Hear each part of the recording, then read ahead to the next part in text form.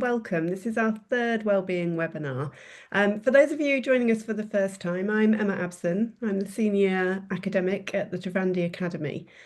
We launched the Trivandi Academy about 18 months ago with the mission to drive forward the professionalisation of the mega and major event industry. And as part of the Academy offer, we do a number of services. We do some educational courses, we do training, and we offer learning and development services for our clients as well. But alongside this, and really importantly for us in terms of our mission to help professionalize this industry, we run several initiatives as well, which we believe are really essential to ensure this professional workforce which delivers those exceptional events. And one of these is our brilliant wellbeing programme, which we run in partnership with our wonderful colleague Jacqui Edmiston of Elevate, who you'll be hearing from today. And the aim of these programs is really to deliver wellbeing content that is directly relevant to the event industry. We know there's a lot of wellbeing content out there, but what we noticed was that not a lot of them talk about the nuances of wellbeing within an industry like ours. It's so fast-paced, so full on, so time consuming. You'll work very long hours, you will work really hard in industry, in areas that can have risky health and safety issues and so on. So we really wanted to design something that spoke directly to you. And the first webinar that we ran helped you to recognise signs of anxiety and stress and burnout in yourself and in others. And the second was packed full of micro hacks to help you on the day of event delivery. So when your projects are live, what can you do to keep focused on your well-being? And both of those webinars are recorded and available on YouTube. We'll share those links with you a bit later if you didn't catch them the first time. This is our third and our final webinar, and we're focusing more on a strategic approach here. So we're thinking about how you create resilient teams, how you enable people to thrive whilst they're going through change. Of course, we work in a very changeable environment in events, and how you can start to embed wellbeing into team and organisational culture. And many of the tips that you will hear and the takeaways that Jacqui has brilliantly thought about will, of course, apply to you whether you work on by yourself, whether you work as a self-employed person, or whether you work in an organisation. So we're delighted to have you all here. It's really great to see the uptake and the interest in this important area that we're really passionate about. But I think you've probably heard enough from me already. So I'm going to pass you straight over to our expert, Jacqui. Thanks, Emma. And thanks again to the Trivandi Academy, because it's so good to see this starting to gain traction in the industry, actually. And like Emma said, this one's all about resilience, this webinar, and it's resilience by design. So I really want to create the sense that resilience can be cultivated and that we do have some agency over resilience. It's not something we are born with, but we can develop the skills that build resilience and thrive through change. So kicking off, I always like to start with a moment to arrive. So those of you who've attended the webinars previously will know that we just spend a moment now just to switch off the phones, and whether you're starting the day or whether kind of at the end of your day, for those of you joining from Australia, is just taking a moment to kind of really just be present, so to feel into the moment that we're in. And so perhaps today it might just be putting your hand to your chest and just trying to feel the physical sensation of the breath in the chest. Okay, so just noticing for a moment or two, and perhaps just checking in, how are you breathing? How is your breathing today? Is it a bit more rapid? Is it quite slow? What kind of a day have you had? What kind of a day might you have? So just taking a moment to center ourselves and to ground ourselves and to be present for this next hour. So the focus of today, so Emma said that we're looking at resilience today, and it's more from the strategic kind of view of resilience. And so taking an ecological approach, meaning that resilience, there's certain things that we can do as individuals, but also resilience is kind of a factor of our environment. So looking at the role the team plays within that, and looking at the role too that organisations can play within that. So just acknowledging that it's a system, okay? And that's the focus we kind of want to bring to it today. So last webinar, we looked at kind of this idea of building a resilience kit. And this was more of a kind of a practical tool. So we very much was focusing on kind of the on-site component and what we might take with us when we're working on an event. And these were some of the responses we got, actually. And as you can see, a real kind of diversity of response, which I think is worth emphasizing the fact that, you know, resilience and what we need to cultivate our own resilience is very subjective. Okay, so what works for me might not necessarily work for you. And so trial and error is key in everything that we'll look at today, but also in terms of the practical component on site. So we're not going to focus too much on the practical piece today, but kind of building on this idea of resilience from more of a cognitive level. And I think resilience, we often hear the word and we hear it kind of mentioned a lot in literature now, and it's a bit of a buzzword, if you like, in the wellbeing space. But curious to know what your thoughts are on what it means to you, because I think we all probably have different interpretations of that. So feel free to jump into the chat and write down any words that kind of you think of when you think of resilience, or a sentence, or if anyone wants to come off mute and talk about it, feel free. But I'm happy to hear your thoughts on what resilience means.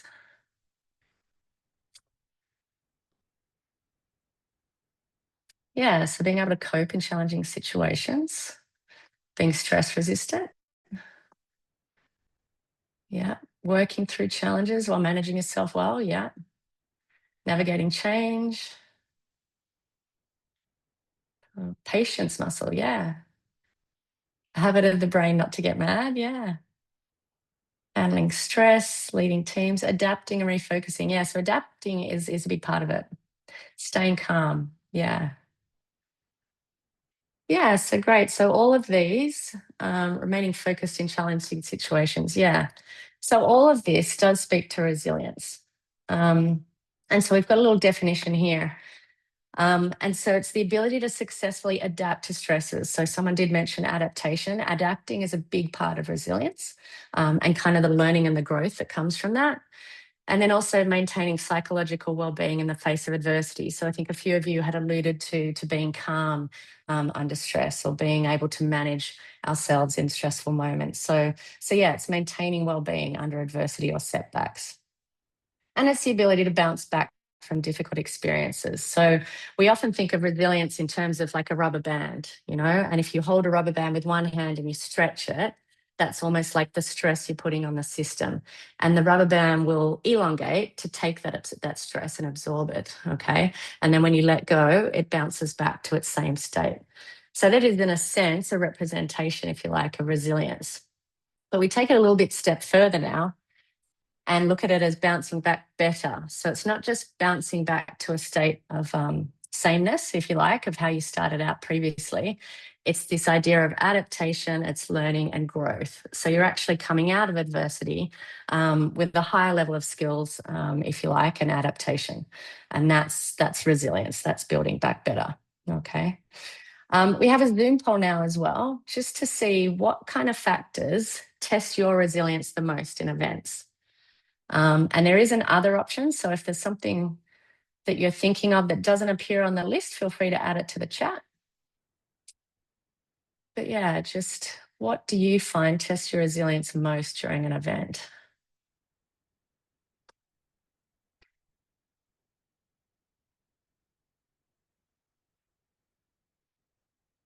So getting a lot of answers through, quite a cross section actually. Lack of sleep seems to be coming out in front.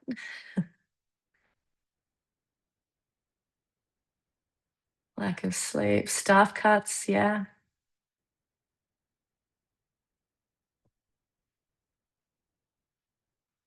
Okay, so maybe we'll share the results there, Emma.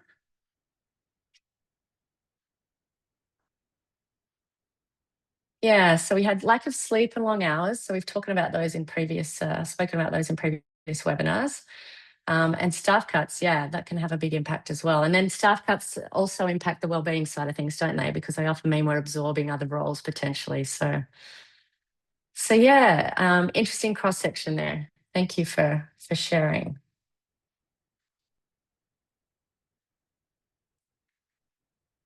Okay, so let me just get this off my screen. So we've talked about this in the past too in our other webinars in terms of what makes events such a test of our resilience. And so we talked about a little bit of this in the poll, but events are often high stakes. There's a lot of people and a lot of budget involved, and they're high stress as well, as we know.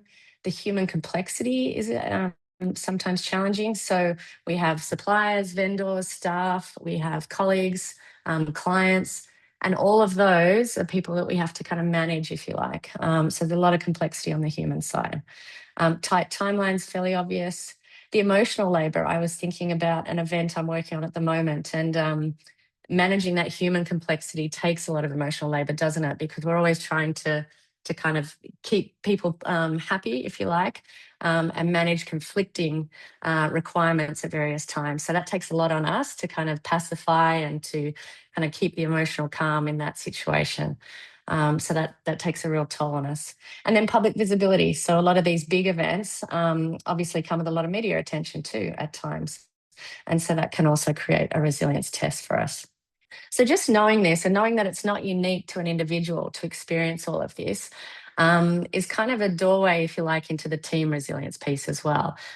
Is just kind of sharing these challenges openly is a way to kind of build our resilience as well. Many of you will have seen this curve, I'm sure, in the past. So this is the Yerkes-Dodson-Law bell curve. And this is about, optimal performance and what we need to create optimal performance, if you like. So it's a curve that has pressure on the bottom, which is stress, if you like, and then performance on the left. And so what we're looking to achieve here is that kind of sweet spot, if you like, of a certain amount of stress, because, there is an element of good stress, and that is the stress that motivates us to perform.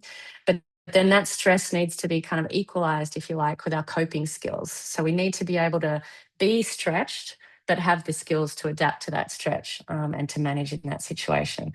So that's where we experience what's called optimal performance. So this green zone in the middle.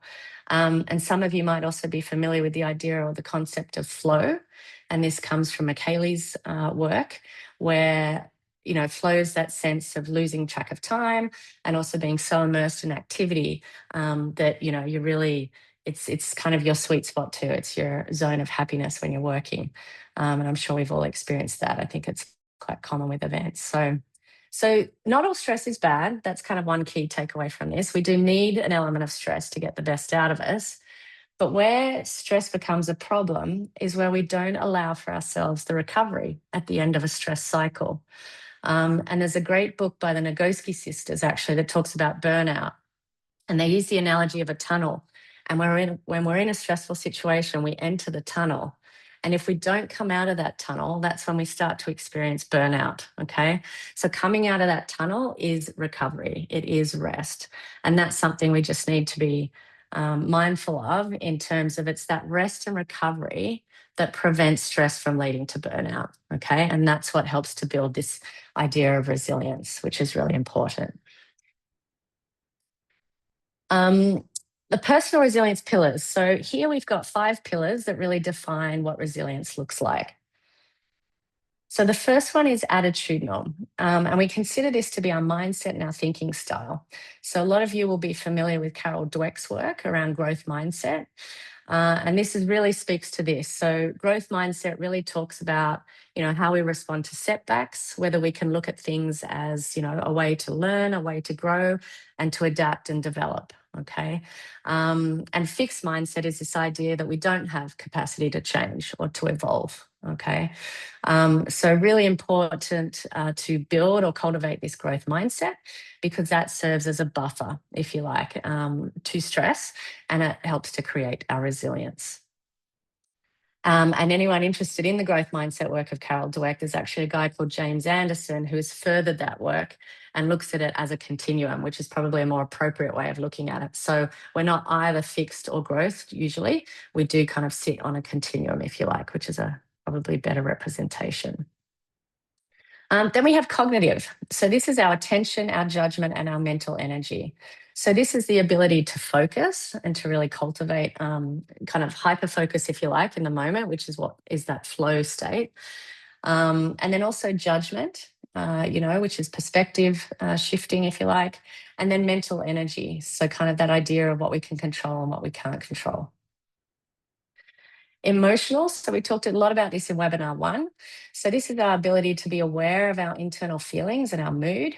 And then, as I said in webinar 1, it's kind of that awareness and then kind of bringing that to pausing if we sense some negative mood or a feeling, and then pausing to respond. So kind of learning to self-regulate and to manage reactivity so that we are a more conscious response state. And then we have behavioural. So this is all about social health and coping behaviours. So social health is our level of connection. Okay, so it's our networks, both internal to work and external to work. And then also our coping behaviours and knowing kind of the healthy choices that we have for self-care versus some less healthy choices, and being able to choose in the moment. And then lastly, physical, so our energy and our physical well-being. And this, of course, is kind of premised, if you like, or the backbone is sleep, it's hydration, and it's movement. Okay, so being focused on those parts as well. So we spoke a lot about those last two in kind of the last webinar, and this webinar will spend a bit more time on the first three. And something I want to kind of cultivate the idea of embracing more in the event space. I know it sounds counterintuitive, but it's this idea of rest o'clock. So the to-do list can wait. And having come from a sporting background, I do like to kind of use the idea of an athlete. So treat yourself like an athlete. And what athletes know that we don't know as well is that recovery is part of performance. So if you're a former athlete yourself, or if you work with athletes, or you've seen training programs, you'll know that they have days built into their routine to rest and to recover. Okay. And from an event perspective, I think as professionals, we don't perhaps embrace this as much as we could be. And as I said before, rest and recovery is really crucial to exiting that tunnel of stress, if you like, and making sure that we don't kind of get stuck in the burnout phase. So again, in webinar 2, we looked at building a physical resilience toolkit. And this one is more around the cognitive space. So it's building a metaphorical toolbox to help support us. So again, thinking more of those 3 resilience pillars that I just mentioned. So the first one here is breath reset. And for those of you who have done breath work, I mean, this is an incredible tool if you can learn to kind of master different techniques. So things like 2-minute breathing, which is just literally breathing for 2 minutes, or you could choose to count the number of inhales or the number of exhales for 2 minutes. You can do box breathing. If you're not familiar with box breathing, it's the idea of imagining a box and you kind of inhale for 4 counts, you hold for 4 counts, exhale for 4 counts, hold for 4 counts.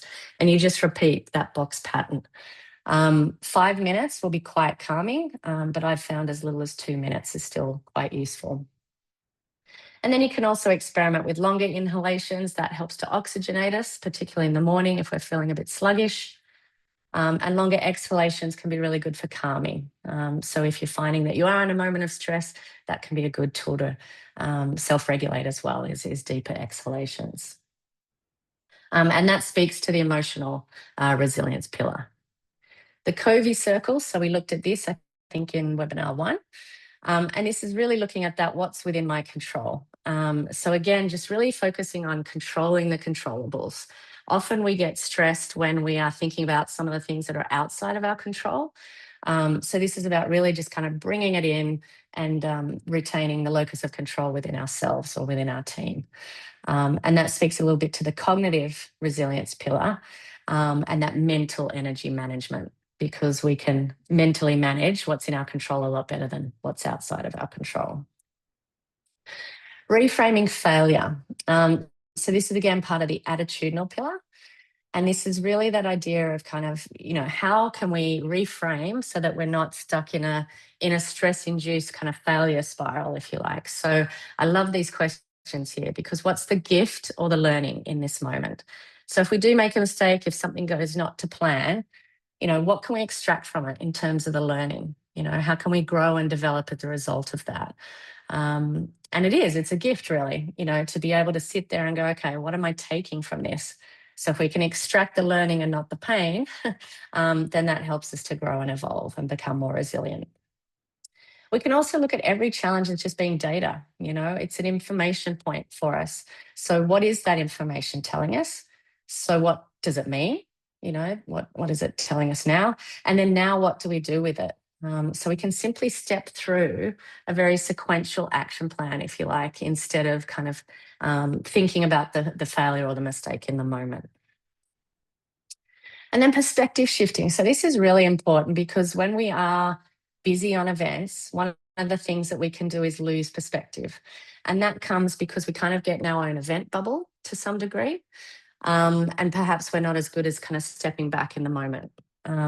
So ways that we might tend to bring more perspective to a situation is we can use gratitude. And I mentioned in a previous webinar that research shows that you can't be grateful and anxious at the same time. So whenever you're feeling anxious, trying to flip that into a state of gratitude will help to bring you out of that state of anxiousness. Humour, always a really good way of shifting perspective. How can I see the light in the situation? How can I kind of make fun of my own circumstances potentially? And then curiosity as well. So how can we get curious about a situation? And curiosity always stems from questions. Can we ask more? What can I learn in this moment? And all of those tools help us to shift away from fear. So anxiousness can largely be driven by fear and the thoughts that we have around fear. So using those other tools is a way to counter that. And then we can look at, healthy boundaries. And I think in the event professional world, we're also not as good at setting boundaries as we could be. And a lot of this speaks, I think, a little bit to, event professionals are seen as having a can-do attitude. It's potentially a sign of weakness not to always be available or always on. Um, and so it's shifting that narrative a little bit and getting used to setting boundaries, and boundaries being a sign of protection of our own energy, and also a sign of, self-respect as well. And I think when you set healthy boundaries, what you might see in return is that others will respect those boundaries too. And it gives them permission to create their own boundaries as well. So it's one of those things that kind of self-perpetuating, if you like, in terms of once a few people start activating these, it becomes more commonplace for everybody else to do the same. So there's a little formula here, if you like, for how you might approach boundary setting. So first of all, you define. So identifying what desired boundary you wish to set. So for instance, for me, I know as a working mum, and maybe there's others in this situation too, from 4 to 8 p.m. each day is kind of a time that I have in mind where that's my boundary of family time, if you like. That's when I'm playing mum, and that's when I'm doing domestic duties as well. So that's kind of a time frame that I try to protect every day. The next one here is communicate. So important to communicate what those boundaries are. So what I do is when I'm dealing with clients, I often communicate that, okay, I'm unavailable from 4 to 8, but I can be available prior or even after 8, depending on the urgency of the situation. So communicating that need and just being specific about it. And then also staying simple. So really important not to over-explain our boundaries, okay? No is a full sentence. So feeling free to say no and leave it at that, okay?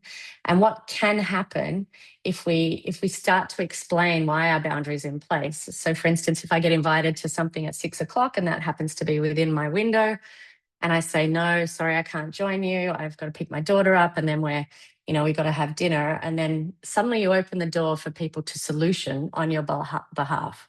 So they might say, oh, bring her along, it doesn't matter, she can come. And that's not the intention of what you're communicating. You've set the boundary that 4-hour window, that's your boundary and you want to maintain it. So over-explaining only invites kind of solutioning.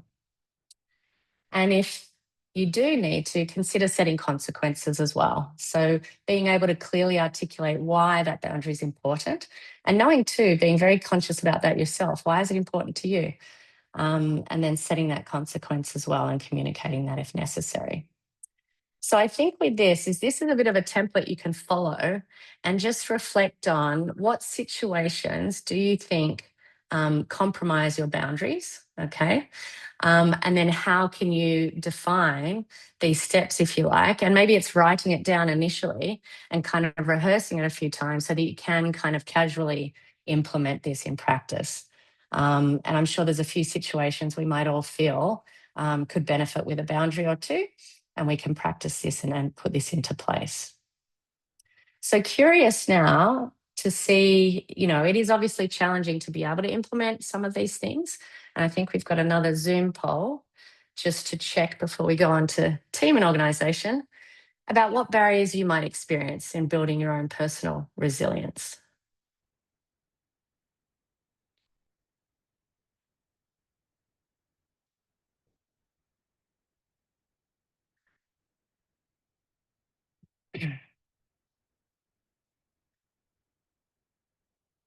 Yeah, so we're getting a good cross section again. Yeah, time's a key one, habits are a key one. Stigma's definitely plays into it, doesn't it? It's that kind of fear of what people will think if you do set boundaries or if you do practice personal resilience measures. Yeah, so we can probably share those results now, Emma.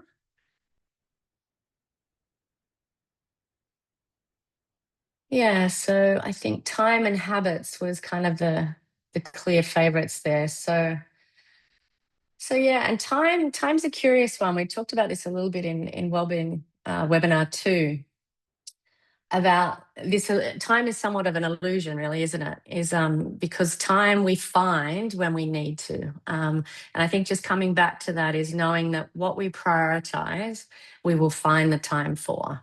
And I think a lot of us are not in the habit of finding time for self-care, of finding time to build resilience. So it's just kind of flipping that narrative internally as well as externally to kind of find that time and to prioritize and value that time, isn't it? And to build the habits, which we've also mentioned there. So thank you for sharing, everyone. And now we'll focus a little bit. So we'll shift now to this idea of team and organizational resilience. So again, coming back to this idea that we can only do so much as individuals. We do also rely on the team dynamics and also on the organizational culture to some extent as to how resilience plays out, especially in an event. So one thing we see with resilient teams is we see a lot of these different things come into play. This idea of sharing, of learning, of supporting and celebrating, okay? So resilient teams tend to share information very openly and not blame, okay? So it's not about finding blame in situations, it's about finding areas of growth, areas of improvement. Also about learning. So resilient teams are very good at creating post-event learning reviews and not fault finding missions. So if things did go not to plan in an event, it's not about finger pointing or isolating certain functions that might be responsible. It's about just learning and growing and developing a better action plan for the next event. And that's done collectively and supportively. Support. So resilient teams are really good at multiplying their resilience, and they do this through things like mentorship and peer support. Okay, so the more we can create networks internally, that helps to supplement what we have externally. And as we know, particularly during event time, we do spend a lot of time with our event families. So the stronger we have those connections internally within the team and within the company, the better that can help us on site as well and ensure our resilience. And then lastly, I really want to kind of focus on the celebration aspect, actually, because resilient teams do celebrate small wins. So it's about recognizing individuals. It's about applauding achievements along the way. It's about celebrating milestones, whether it be length of service at a company or certain goals or milestones that people have hit on a project. And then enjoying those recovery moments. So you'll hear me talk a lot about this idea of rest and recovery. That is crucial to resilience. But just enjoying those moments. And as a team, we have a responsibility to identify when those moments can occur for recovery. So it's knowing, for instance, from a calendar perspective, when have we got big projects? When can we factor in recovery time? And making sure that the team gets that recovery, which is really helpful. So curious to hear again from anyone in the chat, what else does your team do? This is kind of a generic version of resilient teams, but is there anything your team practices already that doesn't show up here that you would like to share with everyone here today?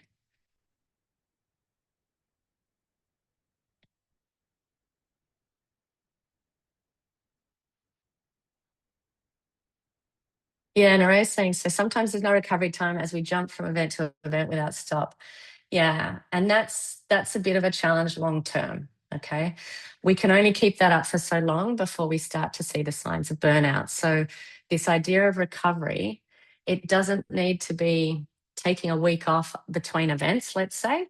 It can be daily recovery efforts. And that's something I've spoken about in a previous webinar, actually, is this idea of just building in daily activities, whether it be 5 or 10 minutes, but just trying to find that recovery time is really important. A forum to share challenges for collective support. Yeah, that's great too. Thanks, Emma. Problem sharing. Yeah, talking about the problems of the team and trying to solve creatively. Yeah, that's great because more heads are always better than one. And the benefit of that is kind of springboarding off other people's suggestions, isn't it? So that's a really great idea for resilient teams. Yeah. Yeah. So every team, I think, has their own kind of approach to this. And there's many ways that you can bring this to life actually in practice. And I love this quote actually. So many of you will have heard some version of this from Mike Vance, but slowing down is sometimes the best way to speed up. And again, from an event professional standpoint, we're not used to doing this. Okay. And it sounds very counterintuitive. And just to provide a little anecdote of my current situation. So I was working, I was on a site visit last week and we were working very long days, very, very busy, but it was kind of busy without perhaps seeming to feel effective or productive. And I reflected after the week that something felt off about how we were working. And I kind of thought to myself that it was this, and there's a great Buddhist quote actually that says, we should all meditate 20 minutes a day. And when we're really busy, we should do an hour. And of course, when we're really busy, that's the last thing we would think to do. But I decided to implement that this week. And so what I did was I came back from the site visit and I said to myself, okay, I need to slow down to speed up. And what I did was I've doubled this week the time that I usually do for meditation, for yoga, etc. And I'm curious to think, what do you think slowing down has helped me to do this week? And feel free to go off mute or put in the chat, but can anyone think of what that has given me the ability to do this week?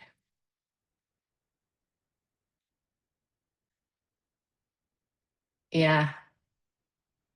Yep. Absolutely. So a few, yeah, all of it in the chat. So thinking clearly and reassessing, giving a different perspective, better focus on individual tasks, headspace, regaining focus, new fresh ideas. All of that is exactly why slowing down to speed up is important. Because as I mentioned before, this idea of perspective is really important in events, okay?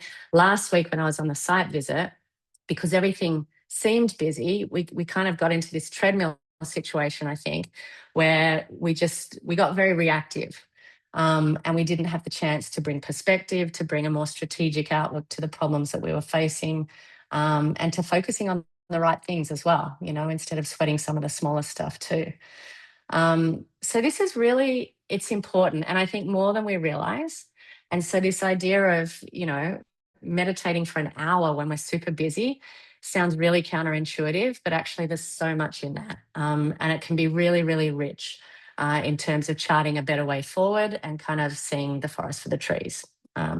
So highly kind of encourage that approach if you can.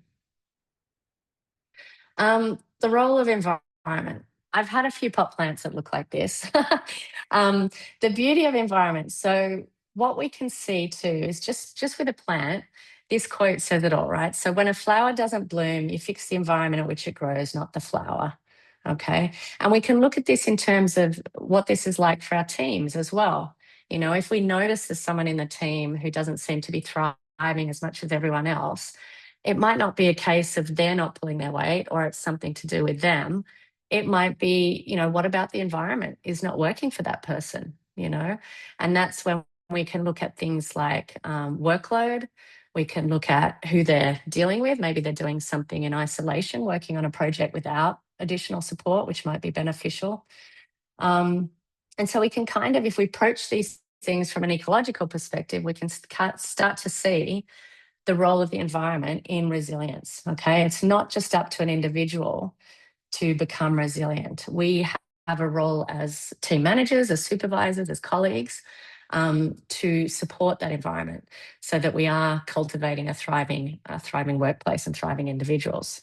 Okay, so have a think, just like with a plant, whether it's sunlight, whether it's extra water, whether it's the soil, what in the workplace might not be working out for an individual. And then we start to see this idea of reimagining managerial culture. So really important to start to normalize conversations around psychological stress. So I showed a slide earlier about, the complexity, if you like, of events and what the kind of typical conditions that we face. Okay, and that is not unique to the individual. It's common to all of us. Okay, so normalizing conversations around those things can be really important step to fostering resilience within a team and feeling like people can communicate about that. And it's part of facilitating psychologically safe environments. So I'm sure a lot of you have heard of this term. And what that means is to really ensure that the workplace is conducive to people wanting to express themselves fully and bring their whole person to work. And also being more vulnerable, to an extent. There's always a too far, I guess, on that. But facilitating psychologically safe environments is also what helps to normalize the conversations around stress as well. And that's important for resilience. And then what can we do with communication? So we can practice communication skills like empathic listening. And empathic listening is also good for the psychologically safe environments. Being an active listener, asking questions, genuinely showing interest. And also when we're listening, it's kind of not listening to just the verbal word, but also looking at the body language. What is someone communicating, perhaps without words? Because sometimes people can say, yes, everything's fine, but actually they're perhaps a bit jittery as they're speaking that to you, or you can sense that, they're kind of heavier than usual. So communicating empathically and actively is a real way of kind of opening that door to psychological safety as well. And this is all important to building resilient teams. So some of the things we can do at an organisational level, and knowing that this is probably the hardest of each of the levels for us as an individual. So the thing with our personal resilience is we've obviously got a lot of control over that and a lot of agency. When it comes to organisational culture, this might be largely out of our control. So one thing when we're trying to build this is to look at, who can co-opt into the mission? Who can I influence, if you like, to help with this organisational culture evolution or development? And so some of the things we can do at an organisational level is we can embed the thought of well-being into everything that we do, okay? And this takes time. This takes time to evolve. But thoughtful planning and small changes signal to your team that their well-being matters, okay? So even implementing something as simple as a rigid lunch break, okay? Now, if you're operating all over the world, that doesn't work as well. But if you are in an office environment, having kind of a closed hour, let's say 12 to 1, and assigning that as a lunch break, and perhaps you say there's no emails, there's no meetings, there's no phone calls within that hour, making that kind of an embedded part of the workplace signals to the team that, okay, it's okay to take rest in that hour. It's okay to recover. And it's okay to use that time for yourself, okay? And also being conscious of things like shift schedules, if you have shifts, and just building in suitable rest and recovery time. Vulnerability. So I spoke about this before. So leaders really set the tone. And as a leader, if you can encourage and display openness, then you're encouraging help-seeking behaviours, okay? If you're open about your own stress and your own struggles potentially, then you're signalling to the group that actually it's okay to share those with the group. And so that encourages a willingness to speak up. Policies, really good for the workplace to have policies which structure and protect staff wellbeing. So this might be policies around use of employee assistance programs, EAPs. It might be the introduction of mental health leave for staff members.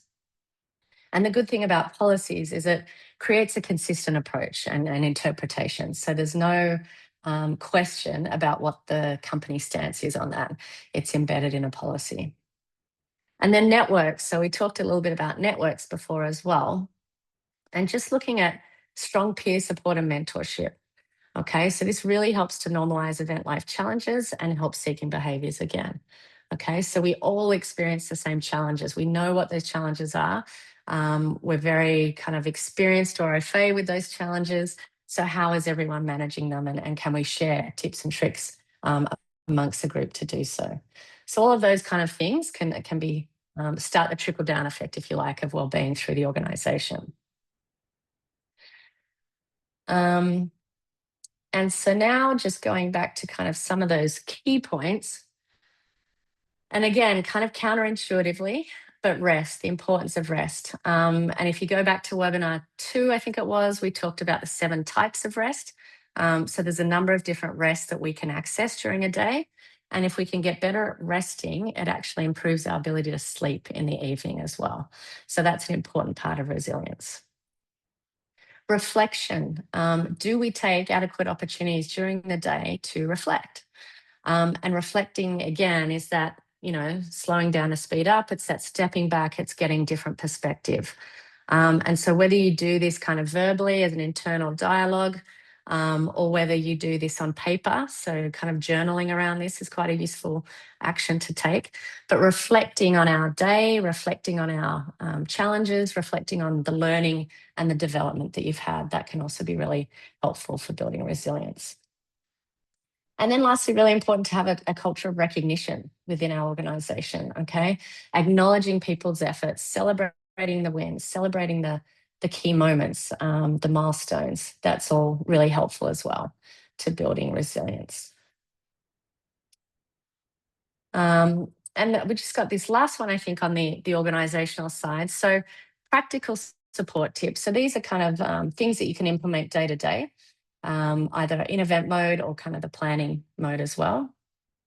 But starting to develop this ability to check in with team members regularly, okay? So this can be, whenever you're walking past a team member, is just saying, hey, how you doing? If you know something they got up to on the weekend, maybe just opening the conversation and trying to kind of see how they're doing on a more informal basis. But that can be really useful. Things like managing or checking for food and water availability. Okay, so this sounds like a really simple one. We talked about this in webinar 2 as well, but just making sure that the office environment, whether it be on site or in your regular office, has ready access to water, has ready access to healthy snacks, and then also that people are eating or drinking regularly as well. So obviously, we've all kind of been in situations where when you do get into that flow state or you have a busy deadline coming up, then you kind of tend to work through and you don't really notice the time as much. And perhaps you're skipping meals inadvertently. So if you start to notice people in the office who are working over typical lunch breaks or over typical dinner times, just checking in with them, and saying, when did you last eat, or have you eaten anything? Are you planning to stop for a meal? And then helping to support, for instance, if they can't get to stop or go outside to grab something to eat, maybe offering to get them something. Offering breaks. So again, just noticing, and this is really about kind of being aware of what's going on around you. So if you notice people are not having breaks, then try to offer those and encourage those, and maybe even join them on a break, offer to go for a walk with someone for a short break. All of that can be really helpful for that physical pillar of resilience. And generally just being aware, being mindful, okay? So if you know people are in peak periods, if they're working harder than usual on something, just making more of an effort, just looking out for them a bit more, checking in more regularly, perhaps bringing them a glass of water if you know that theirs is empty, things like that. So just being a good supportive colleague can be part of that environmental aspect to support. Okay, so we're going to do just a Mentimeter now. knowing that this is not easily controlled. So what are some of the barriers to building team and organizational resilience? What have you noticed in your organizations or those that are around you? Yeah, lack of buy-in from leadership, definitely.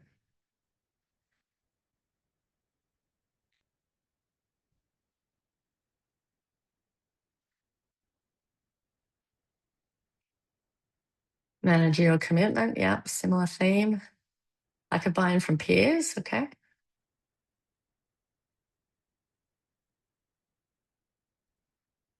Lacking understanding from the supervisor. Conflicting diaries and individuals' ability to create downtime, yeah. Expectation to know how to do every task instantly.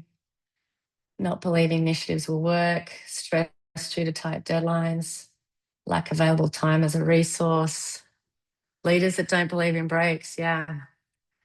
Yeah, and there's some common themes coming through here, isn't there? I mean, it is about kind of a lot about the people and the intention of the group, definitely. Refusing to take a united approach, only prioritising when things start to go wrong. Lack of understanding of the wider picture.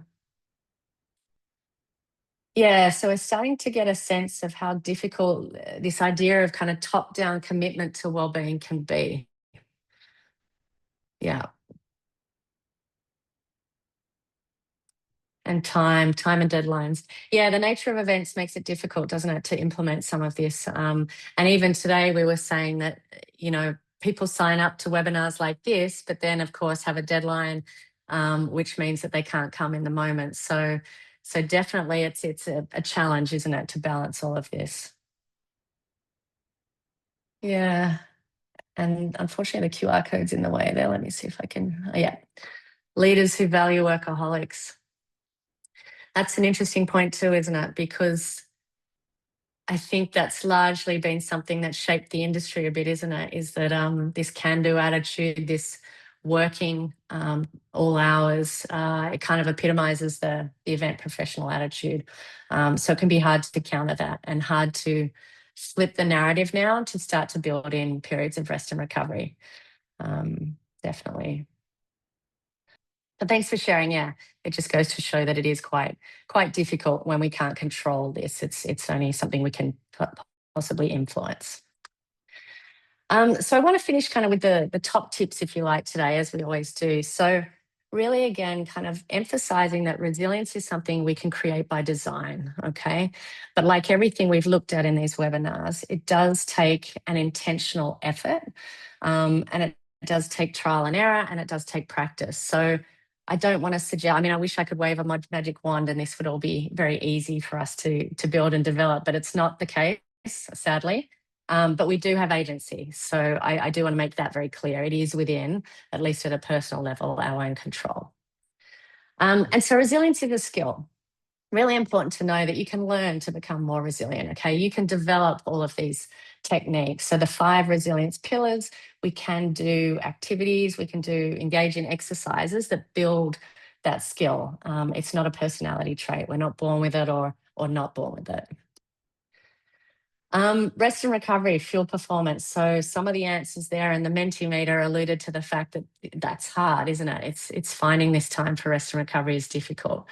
But just like as the athlete finds it and the athlete sustains optimal performance as a result of rest and recovery, we also need it to fuel performance. So really important to start to build that in. Boundaries might be hard to activate, but they do protect our energy and creativity.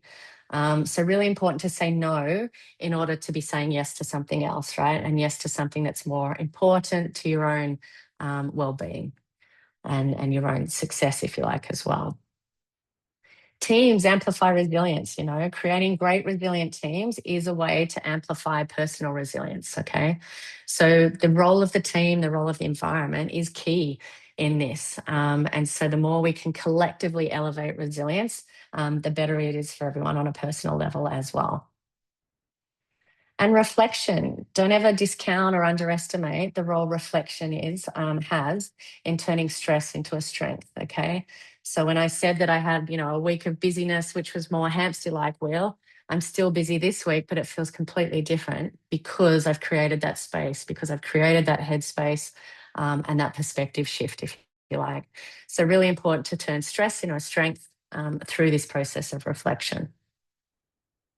So, as always, we're very curious to hear your thoughts and what resonated most for you today. Um, so feel free to jump into the chat box.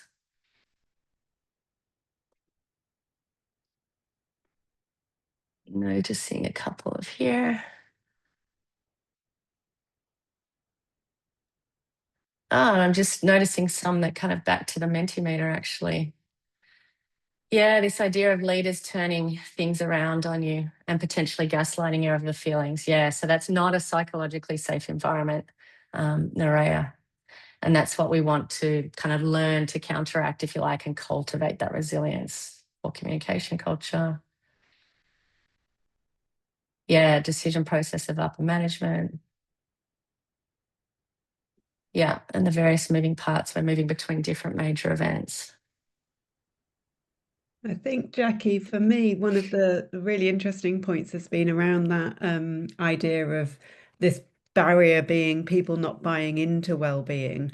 And I hope Mm, that, conversations like these that we're having now and the well-being program, the more that we amplify these messages around the importance of well-being, I think the more that it will sink in and the importance and understanding of it within the industry will grow. And the more understanding there is, the more buy-in that we'll get, I hope. yeah. Yeah, I think you're very right, Emma. I think it all starts with dialogue, doesn't it? I think the events industry has evolved in a certain trajectory, if you like, and we're learning that we can't necessarily function like we have been. And so it's time to kind of have a bit of a conscious recalibration, is how I look at it. I agree. Things have got to change, haven't they? We're getting some great Yeah. responses in the chat. Jacqui, Samantha's saying she's put her lunch breaks back in. That was one that resonated with me too, Samantha, actually. Making sure that we actually do say we've got an hour for lunch. Let's take it and go for a walk or have talk about something else. Yeah, exactly. Yeah, good work, Samantha. Put the lunch break back in. And Carissa saying building personal habits. Yeah, when we're in leadership roles, really important to advocate well-being, isn't it? So if people see you resting and recovering, it gives them permission to do the same.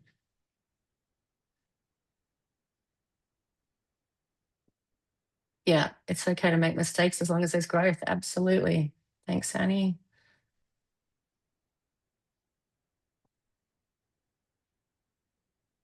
Yeah, volunteers not wanting to stop and take breaks.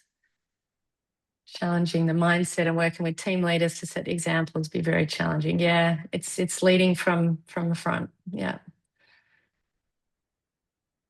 Yeah, I think that's a Yeah. big piece of work, isn't it, Jacqui? Getting people, like you say, it can be top down sometimes, that culture of well-being, and Yeah. trying to get that sorted is really important. Yeah. Yeah. And not being afraid to be the voice or the champion of change as well.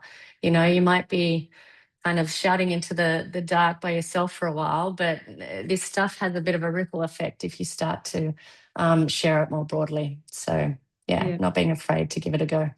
And I guess, Jacqui, you would say that it doesn't matter if you're in a leadership role or not, you can still model really good behaviors. Yeah, absolutely. Absolutely. Yeah, giving resilience and mental health a focus, which will eventually improve the results and the outcomes. Yeah, and that's a good point, Matthias, because there is a lot of research now that's starting to back all of this up. So what they're starting to find is that encouraging kind of the well-being of staff and prioritising that actually leads to better outcomes as well for the bottom line of the company. So the research is starting to emerge on that now, which is great. I'm Yeah, just, so thanks everyone. yeah, sorry, Jacqui, I was just going to say I'm conscious Yeah, of time. yeah. We Absolutely. So let's move on. So thank you, everyone. And I'll hand back over to Emma. Thanks, Jacqui. I mean, as usual, I've learned so much, and for me, particularly some of that on the personal level, that over explaining and when I'm with those boundary settings, I know I'm really guilty of explaining far too much instead of just saying no. So I have learned, as usual, lots. And for everyone on the call, we will send around an email with the top 10 tips that Jacqui writes for us. And you can catch up on the previous webinars as well, and we'll share those on the link as well, so that you've got all three of these recordings that you can come back to, or you could share widely. And the other thing that I would really like to encourage you to do is to fill out our quick form. It literally takes 30 seconds. We really appreciate that. And just to say that if you or your team need some individual coaching or some wellbeing support, we can offer that. So do get in touch. That's something that we do as well as part of this Mhm. wellbeing program. Um, and keep an eye on our socials, because we've got some exciting news about our mental health literacy content coming soon, which I think you'll all really enjoy as well. But for now, as we're just coming to time, I wanted to thank Jacqui so much for her amazing energy and for all her Thank brilliant you. content over this webinar and over the last couple as well. And also to my colleagues in the Academy who've done a great job of getting everything sorted behind the scenes. But Jacqui, thank you for everything. Mm. Thanks, Emma, and thanks for Trivandi Academy, and thanks to everyone for joining today as well, and for previous webinars. Appreciate it. Great. Thanks, everyone, and we'll see you all soon. Cheers.